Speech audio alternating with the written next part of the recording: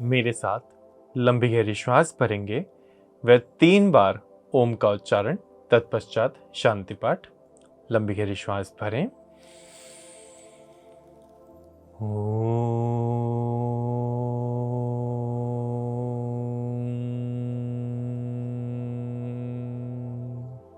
एक बार पुनः।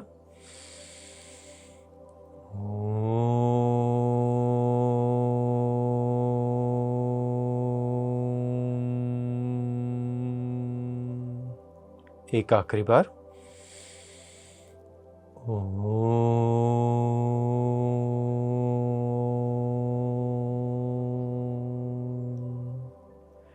शांति ही शांति ही शांति ही। श्री करुणानिधे नमः। हे परम पिता, हे विश्व पिता, हे राष्ट्र पिता, हे जगदाता, हे करुणामय दीन दयालु, पूर्ण गुरु, हे अपरंपार,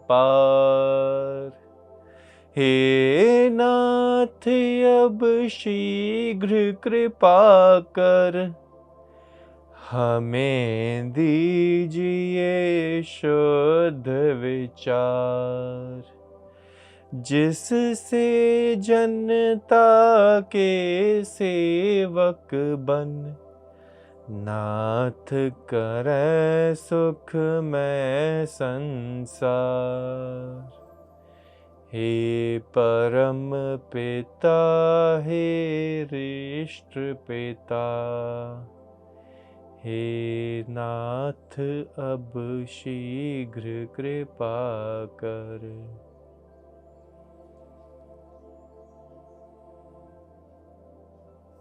धीरे से हाथों को जोड़ेंगे, अच्छे से रब करेंगे।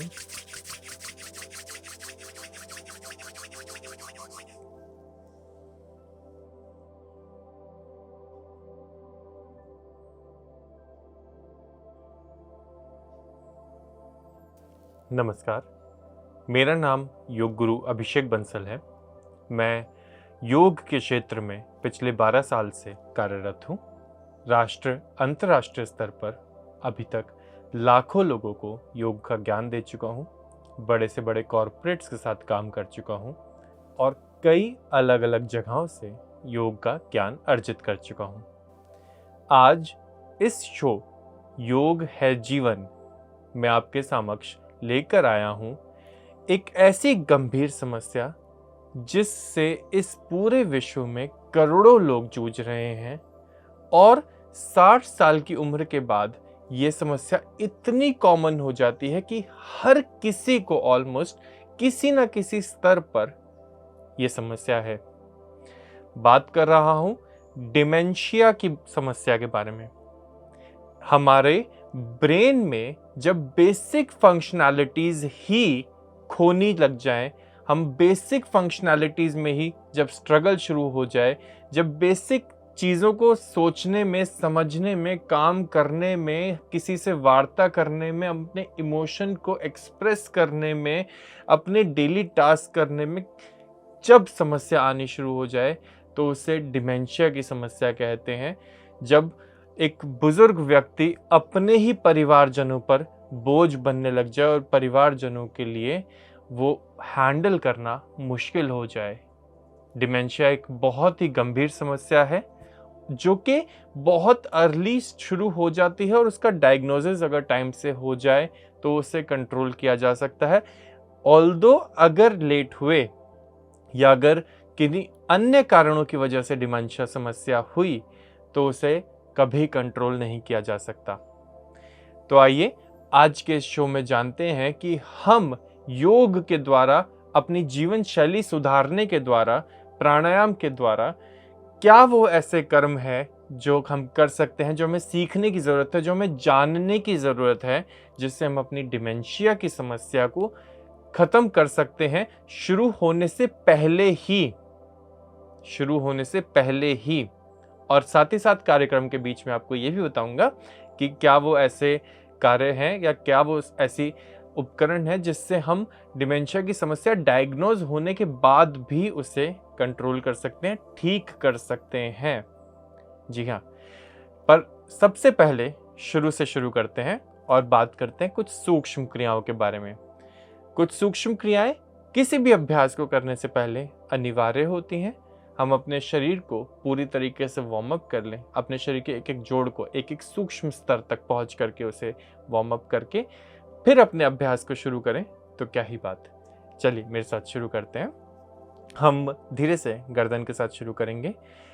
अब खास तौर पे मैं आपको डिमेंशिया के लिए जो आप सूक्ष्म क्रियाएं कर सकते हैं वो बताऊंगा। आमतौर पे मैं आपको बोलता हूं कि इसको लेफ्ट ले जाएं, इसको राइट ले जाएं और देर तक होल्ड करें। पर यदि आपको डिमेंशिया की समस्या है तो उसमें एक बहुत ही खास तरह का डिमेंशिया होता है जिसको हम वैस्कुलर डिमेंशिया बोलते हैं। उसके लिए बताऊंगा अभ्यास। क्या करें, सीधे अपनी गर्दन को लेकर जाएं और ऊपर की तरफ देखें, फिर अपनी गर्दन को इधर लेफ्ट साइड में लेकर जाएं और ऊपर की तरफ देखें। इस तरीके से हम अपनी गर्दन को धीरे धीरे करके चलाना शुरू करेंगे, आराम आराम से। 4 5 6। बेसिकली आपको यू शेप बनाना है अपनी गर्दन से। 8 यू की शेप। 9 10, मैं इसे 20 बार दोहरा लेता हूं आपके सामने। 11 12, अच्छे से अच्छा यू, ज्यादा से ज्यादा ध्यान दे करके। 13 14 15 16, मेरे साथ करेंगे अभ्यास को। 17, स्पीड बिल्कुल नॉर्मल, कोई जल्दबाजी न करते हुए। 18 19 और 20। धीरे से सेंटर में आ जाएंगे। अगला अभ्यास मैं अपने CNS के लिए, मतलब अपने सेंट्रल नर्वस सिस्टम के लिए करूंगा, जिसमें मैं धीरे धीरे अपनी कमर को इस तरीके से कनकेव और कन्वेक्स में चलाना शुरू करूंगा। पहले कुछ राउंड सिर्फ और सिर्फ अपनी कमर को भीतर बाहर भीतर बाहर। 4 5 6, इसमें मैं अपनी सांसों को जोड़ दूंगा। जब चेस्ट को एक्सपैंड करूं तो सांस भरूं, जब चेस्ट को कॉन्ट्रैक्ट करके कमर को नीचे की तरफ झुकाऊंगा तो अपने आप को एक्सहेल करूंगा। धीरे से मैं इसमें कंधों के अभ्यास को भी जोड़ दूंगा। कंधों को पूरा भीतर, कंधों को पूरा बाहर, कंधों को पूरा भीतर, कंधों को पूरा बाहर।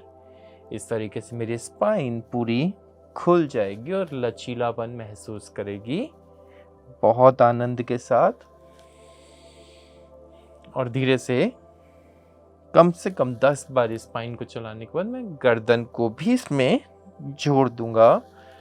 अब गर्दन को भी पूरा ऊपर पूरा पीछे। जब मैं नीचे जाऊं तो मैं एक्सहेल करूं और जब मैं ऊपर आऊं तो मैं इनहेल करूं। मेरे को देख लेंगे अब।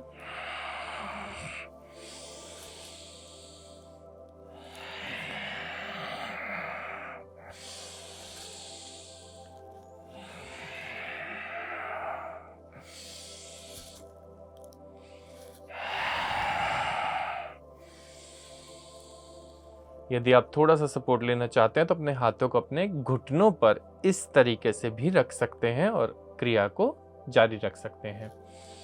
इससे मेरा पूरा सेंट्रल नर्वस सिस्टम बहुत अच्छे से वार्म अप हो जाएगा और मेरा रक्त संचार मेरे दिमाग की तरफ, मेरे मस्तिष्क की तरफ बढ़ जाएगा। मेरे साथ दोहराएंगे, मेरे साथ चलेंगे, मेरे साथ काम करेंगे।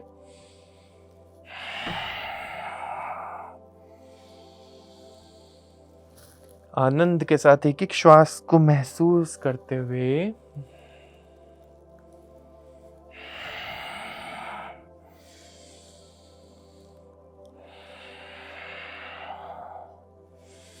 और फिर केंद्र में आ जाएंगे, सेंटर में आ जाएंगे। मेरे साथ अपनी कमर को साइड वाइज थोड़ा थोड़ा बेंड करना शुरू करेंगे। 1 2 3 4 5। कमर की अच्छी अच्छी साइड बेंडिंग, ताकि मेरी सारी वर्टिब्रल डिस्क्स फ्लेक्स हो जाएं और उनमें स्पेसिंग की इश्यूज भी ठीक हो जाएं। मेरा रक्त संचार मेरे दिमाग तक पहुंचे, मेरे शरीर में जितने भी क्लॉट्स बनने की समस्या है वो सारे क्लॉट्स बनने की समस्या भी खत्म हो जाए और मैं भीतर से स्फूर्तिवान महसूस करूं। धीरे धीरे पैरों को स्थिर रखते हुए कमर को चलाने की कोशिश, पूरा साइड में जाने की कोशिश, आनंद लेते हुए, भीतर झांकते हुए, अपने भीतर देखते हुए। धीरे से मैं अपने दोनों पैरों को इस तरीके से यहाँ पर कस करके, अपने दोनों हाथों से अपने पैरों को कस करके बैठने की कोशिश करूँगा और फिर मैं एक्सहेल करते हुए अपने नासिकाओं को अपने घुटनों पर टच करने की कोशिश करूँगा। इनहेल करते हुए मैं अपने आप को सीधा करने की कोशिश करूँगा।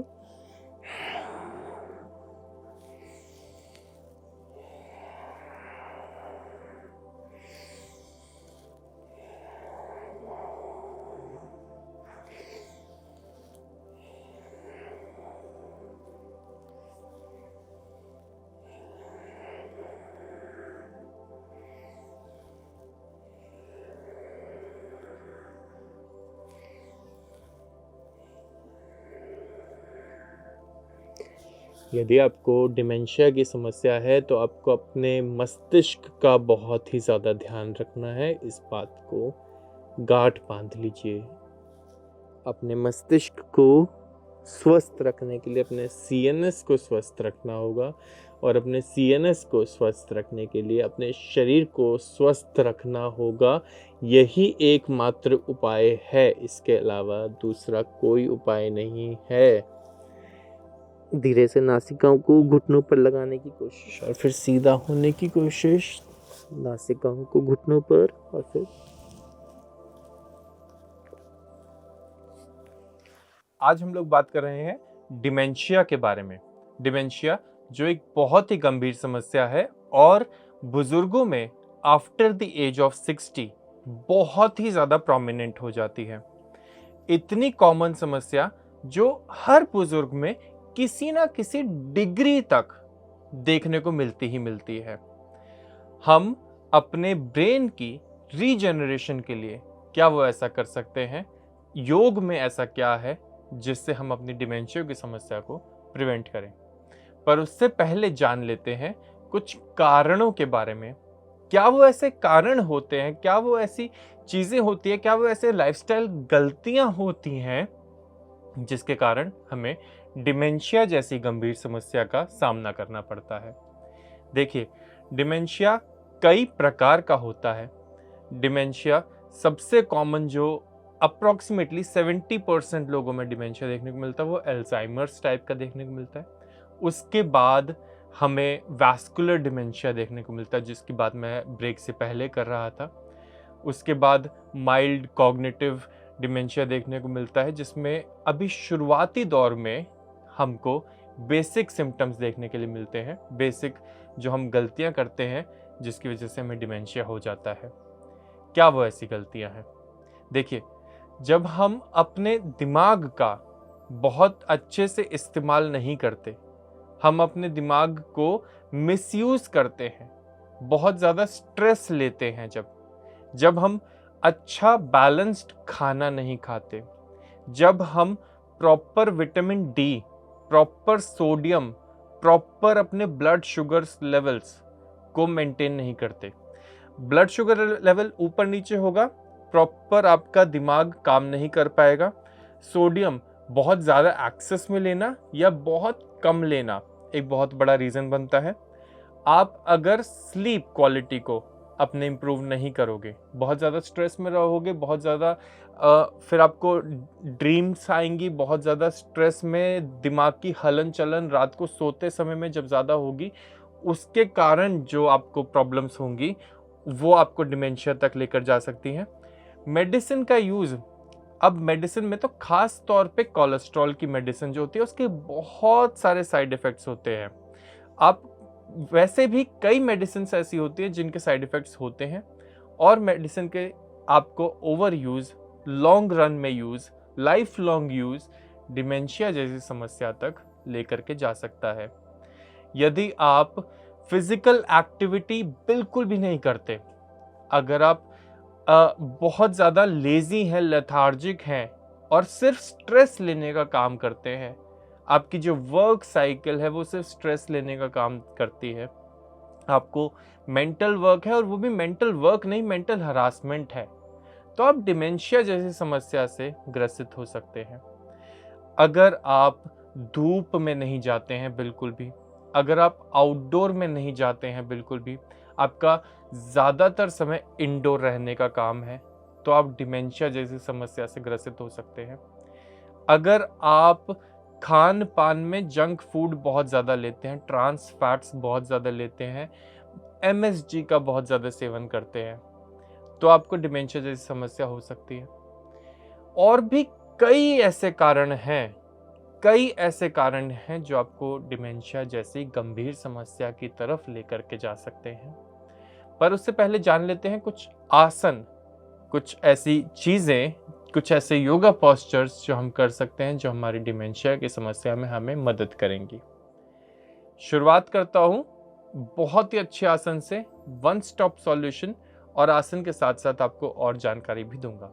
पर पहले सर्वांग आसन को जान लेते हैं, जो हमारी समस्या को, डिमेंशिया की समस्या को बहुत हद तक ठीक कर सकता है और हमारे दिमाग तक खून पहुंचा सकता है। क्योंकि जब हम बहुत ज़्यादा लंबे समय तक बैठे रहते हैं ना, तो हमारे पैरों में क्लॉट्स बन जाते हैं, हमें बहुत ज़्यादा ब्लड सर्कुलेशन से संबंधित इश्यूज फेस करने पड़ते हैं, और वो क्लॉट्स ट्रैवल करके ब्लड स्ट्रीम में मिक्स होकर के हमारे दिमाग तक पहुंच सकते हैं, जो कि हमारे दिमाग में ब्लड सर्कुलेशन लेवल्स को कम कर सकते हैं और हमें डिमेंशिया जैसी समस्या दे सकते हैं।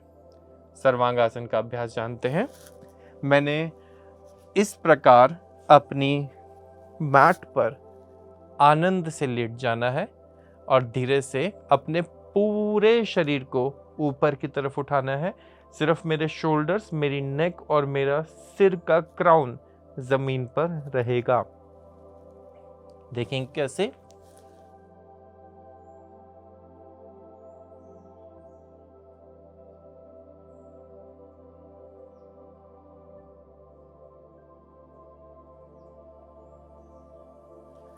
सर्वांगासन के अभ्यास को मैं क्षमता और आनंद अनुसार 1 मिनट, 2 मिनट, 5 मिनट, 10 मिनट तक कर सकता हूँ। सर्वांगासन का अभ्यास मेरे पूरे शरीर में ब्लड फ्लो को बढ़ाता है, और ग्रेविटी के कारण जब मैं पूरा दिन अपना अपसाइड डाउन बिताता हूँ, तो उसको रिवर्स करने के लिए, ग्रेविटी के इफेक्ट को रिवर्स करने के लिए सर्वांगासन अत्यंत उपयोगी है। मैं सर्वांगासन का अभ्यास यदि रोज़ करूं, तो मेरी पार्किंसंस जैसे इश्यूज़, मेरे मल्टीपल सिरोसिस जैसे इश्यूज़, मेरे माइल्ड कॉग्निटिव फंक्शन में आए हुए जितने भी अवरोध हैं, उसमें मुझे राहत मिल सकती है। यदि मैं चीज़ें भूलता हूँ बार बार, यदि मैं अपने बेसिक फंक्शंस में भी मुझे मुश्किल हो रही है, तो उसमें मुझे मदद मिल सकती है। डिमेंशिया जैसी समस्या बहुत कॉमन है और हमें इसे ख़त्म करना है। अब यदि मुझे कोई हेड इंजरी के कारण डिमेंशिया जैसी समस्या हुई है, जनरली लोगों को कोई सिर पे चोट लग जाती है तो भी उन्हें डिमेंशिया की समस्या हो जाती है, उसका जल्दी से जल्दी उपचार किया जा सकता है, उसका जल्दी से जल्दी ठीक करें और अपने आप को डिमेंशिया की समस्या से बचाएं। अगले आसन पर आ रहे हैं जो कि है मेरा टेबल टॉप, जिसके लिए मैं अपने पैरों पे और अपने हाथों पे अपने पूरे शरीर के वजन को उठा करके अपनी गर्दन को इस तरीके से फ्री कर दूंगा। यहाँ पे अपने आप को रोकने की कोशिश करेंगे, अपने आप को फ्री करने की कोशिश करेंगे, अपने आप को रिलैक्स करने की कोशिश करेंगे, ग्लूट्स को ज़्यादा से ज़्यादा ऊपर उठाने की कोशिश करेंगे, पूरे शरीर को अपने पकड़ कर रखेंगे, आनंद में रहेंगे, शांति में रहेंगे और हम धीरे से नीचे आ जाएंगे।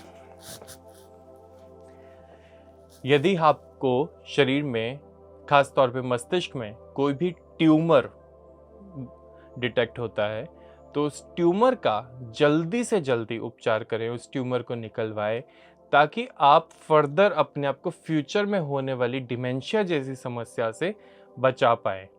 डिमेंशिया इजीली प्रिवेंटेबल है अगर उसको टाइम से डायग्नोज कर लिया जाए। अगला आसन भुजंगासन। भुजंगासन मेरे सीनस को फ्लेक्स करने के लिए बहुत उपयोगी होता है। मैं किस तरीके से अपने आप को मैट पर सीधा लिटाकर, कंधों के नीचे अपने हाथों को रखकर, श्वास भरते हुए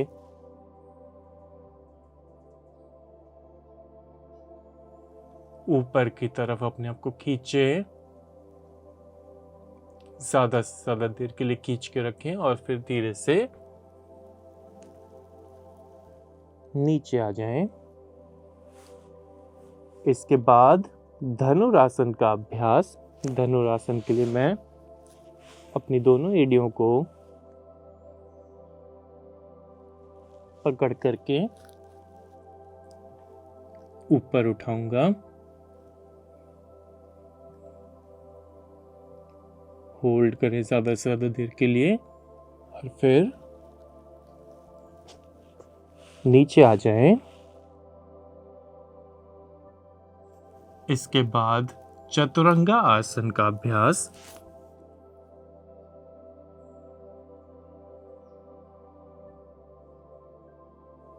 जितने समय तक होल्ड कर सकते हैं। चलिए आखिर के 10 गिनते हैं।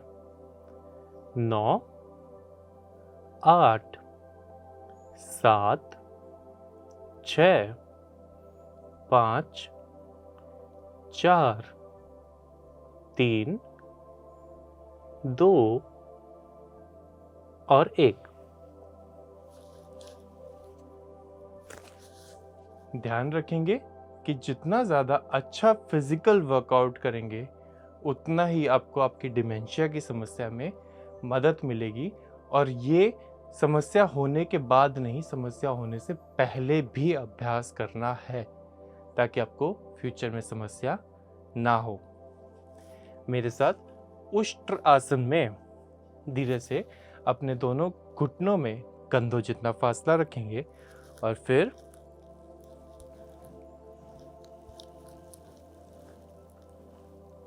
अपने आप को रोकने की कोशिश करेंगे, अपने आप पर विश्वास करते हुए, सृष्टि पर विश्वास करते हुए।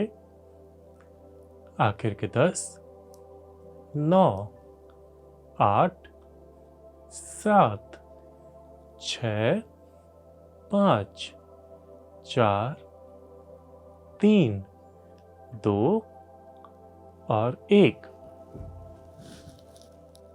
धीरे से वापस और फिर बाल आसन का अभ्यास। अपने दोनों हिप्स को अपनी एड़ियों पर रखेंगे,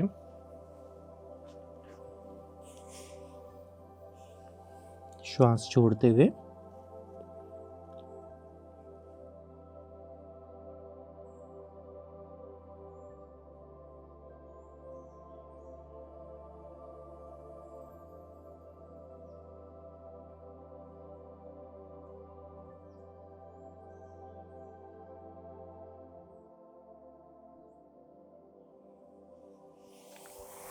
और धीरे से वापस। बालासन का अभ्यास अत्यंत उपयोगी अभ्यास है, अत्यंत लाभदायक अभ्यास है, क्योंकि ये हमारे मस्तिष्क तक खून को पहुंचाने का कार्य करता है। बाल आसन का अभ्यास अपने डेली रूटीन में ज़रूर शामिल करेंगे। और उसके बाद मेरा मन पसंदीदा काग आसन।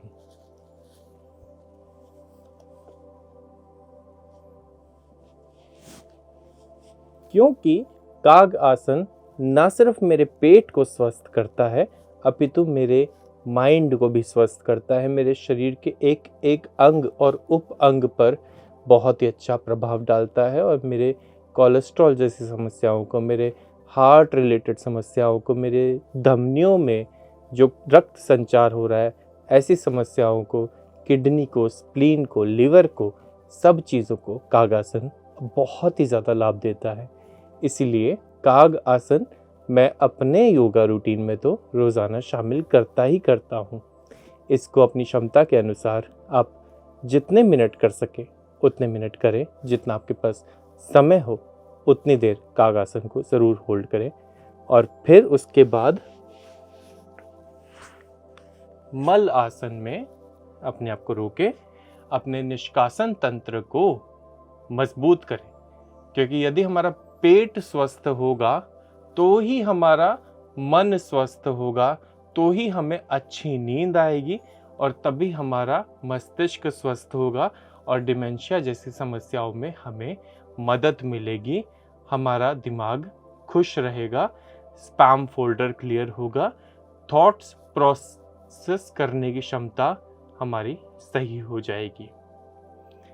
मलासन का अभ्यास भी क्षमता और आनंद अनुसार आप कर सकते हैं। तो ये था मेरा मल आसन का अभ्यास। आज हम लोग बात कर रहे हैं डिमेंशिया जैसी एक गंभीर समस्या के बारे में। बात करते हैं कुछ आसनों के बारे में, कुछ प्राणायाम के बारे में, मुद्रा के बारे में, खान पान के बारे में, जीवन शैली में बदलाव के बारे में। पर सबसे पहले जान लेते हैं कुछ लक्षणों के बारे में कि क्या वो ऐसे लक्षण हैं जिससे एक व्यक्ति अपने आप में डिमेंशिया की समस्या को डायग्नोज कर सकता है, या फिर आपके आस पड़ोसी, आपके परिवारजन बता सकते हैं देख करके कि आप डिमेंशिया की समस्या की ओर बढ़ते चले जा रहे हैं। देखिए, डिमेंशिया एक ब्रेन डिसऑर्डर है, एक डीजेनरेटिव डिसऑर्डर है। हर व्यक्ति को किसी न किसी स्तर पर डिमेंशिया की समस्या होती है। ये जनरली वैसे तो 60 से 65 उम्र की बाद नज़र में आती है, पर कई केसेस में ये उससे पहले भी नज़र में आ जाती है। डिमेंशिया की समस्या हमेशा चीज़ें भूलने से होती है कि मैं ये भूल गया, मैं वो भूल गया, मैं उसका नाम भूल गया, अरे ये चीज़ तो मुझे याद होनी चाहिए थी, ये कॉन्वर्सेशन तो पिछले 10 मिनट पहले हुई है पर मैं भूल गया क्या बात थी। यदि ऐसा आपके साथ हो रहा है तो आपको माइल्ड कॉग्निशन इम्पेयरमेंट की शुरुआत हो चुकी है। जो चीज़ें आपको याद रहनी चाहिए थी वो आप भूल रहे हैं। जो काम पहले आपके लिए आसान थे, अब वही मेंटल टास्क आपके लिए मुश्किल हो रहे हैं। आप पहले तो इस काम को बहुत आसानी से कर देते थे, पर अब आपको उसी काम को करने में डबल या ट्रिपल टाइम लग रहा है।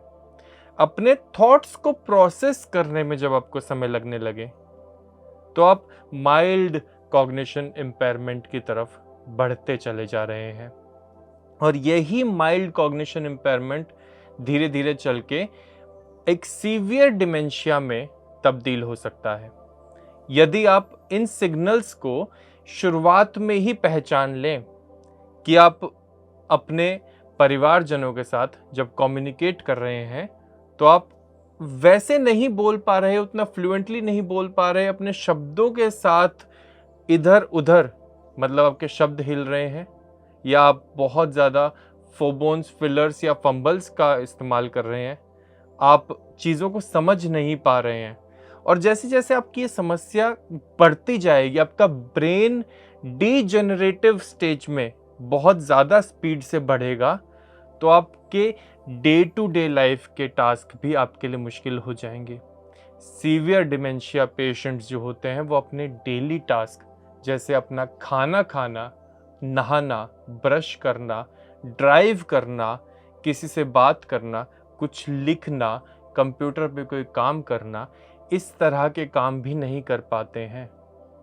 वो अपने परिवारजनों पर एक बर्डन बन जाते हैं और उनके परिवारजनों को उनका ज़्यादा ध्यान रखना पड़ता है। अब किसी भी चीज़ के लिए बार-बार डिमांड करते रहना, किसी भी चीज़ को बार-बार ये कहते रहना कि इस तरीके से होगा, इस तरीके से होगा, इस तरीके से होगा, जबकि वो उस तरीके से नहीं होगा, या किसी चीज़ की रिपिटेटिवली डिमांड करना और फिर आपके परिवारजनों के लिए आपको डिस्ट्रैक्ट करना मुश्किल हो जाता है। डिमेंशिया पेशेंट्स का सोचने समझने की क्षमता, इंटेलेक्ट खत्म हो जाता है और धीरे धीरे करके वो बेसिक अपने टास्क भी नहीं कर पाते हैं। जानते हैं कुछ आसनों के बारे में कि वो क्या आसन है जिससे हम अपने डिमेंशिया की समस्या को ठीक कर सकते हैं। शुरुआत करते हैं पेट के बल पर लेट करके एक पर्वत आसन से।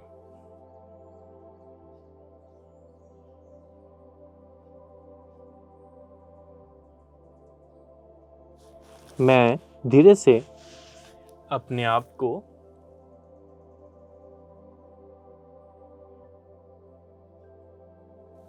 इस तरीके से यदि पर्वत आसन में रखूं तो इससे मेरा रक्त संचार मेरे मस्तिष्क तक पहुंचेगा और मेरे मस्तिष्क में कार्य क्षमता बढ़ेगी और ब्रेन सेल्स रीजनरेट भी होंगे।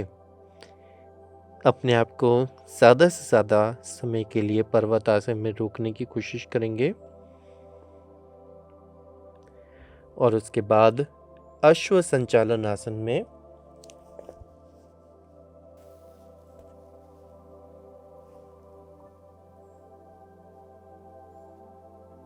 आखिर के 10 गिन लेते हैं। 9, 8, 7, 6, 5, 4, 3, 2 और 1। साइड चेंज करेंगे। आखिर के 10, 9, 8, 7, 6, 5, 4, 3, 2 और 1।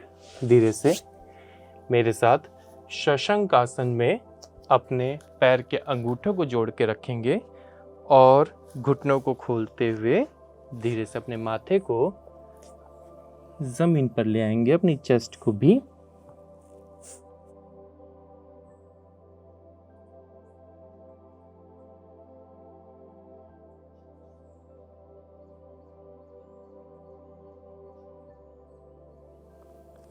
और धीरे से वापस आ जाएंगे। मेरे साथ कुछ समय वज्रासन में बैठेंगे, अपने आप को स्थिर करेंगे, अपने आप को देखेंगे, अपने आप को अपने मस्तिष्क के प्रति सजग करेंगे, दृष्टि को एक बिंदु पर सामने की ओर रखेंगे।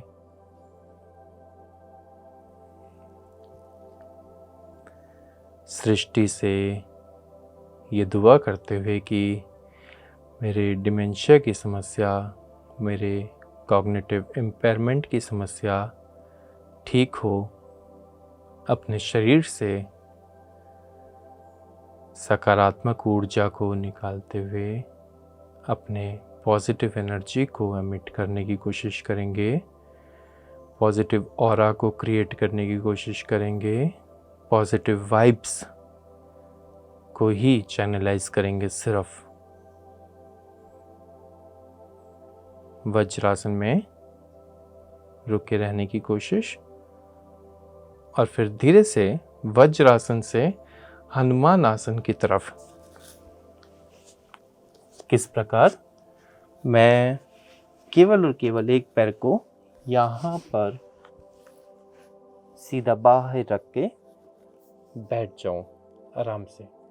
इसको मैं हनुमान आसन इसलिए बोलता हूं क्योंकि हनुमान जी इस आसन में बैठा करते थे। तो यदि आपको भी ज़्यादा सोचने की, ज़्यादा स्ट्रेस लेने की समस्या होती है तो आप भी इस आसन में बैठ करके अपने आप को रिलैक्स कर सकते हैं। ये अत्यंत रिलैक्सिंग होता है। आखिर के 10 सेकंड के लिए 9, 8, 7, 6, 5, 4, 3, 2 और 1। धीरे से पैर बदल लेंगे। आखिर के 10, आखिर के 9, 8, 7, 6, 5, 4, 3, 2 और 1। धीरे से मेरे साथ सुख आसन का अभ्यास, जिसमें मैं अपने पैरों को इस तरीके से क्रिस क्रॉस लेग करके बैठता हूं। सुखासन में हम कमर गर्दन बिल्कुल सीधी रखते हैं और दृष्टि को बंद आंखों में सामने की ओर रखते हैं। लंबी गहरी श्वास भरेंगे, लंबी गहरी श्वास छोड़ेंगे। सुख आसन में सुख महसूस करने की कोशिश करेंगे। इससे मेरे ब्रेन फंक्शंस रिलैक्स होते हैं, मेरे न्यूरॉन्स रिलैक्स होते हैं, मेरे जितने भी इलेक्ट्रिकल इम्पल्सेस होती हैं वो और ज़्यादा चार्ज हो जाती हैं और ज़्यादा ईजी टू मूव हो जाती हैं।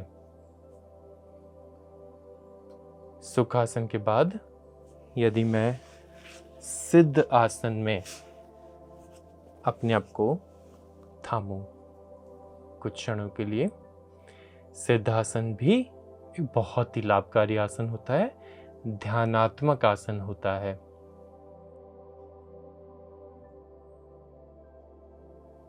कुछ देर के लिए सिद्धासन का अभ्यास करें और फिर सिद्धासन का अभ्यास आप 5 मिनट, 10 मिनट या 15 मिनट इच्छानुसार कर सकते हैं। PMC हिंदी बदले जीवन।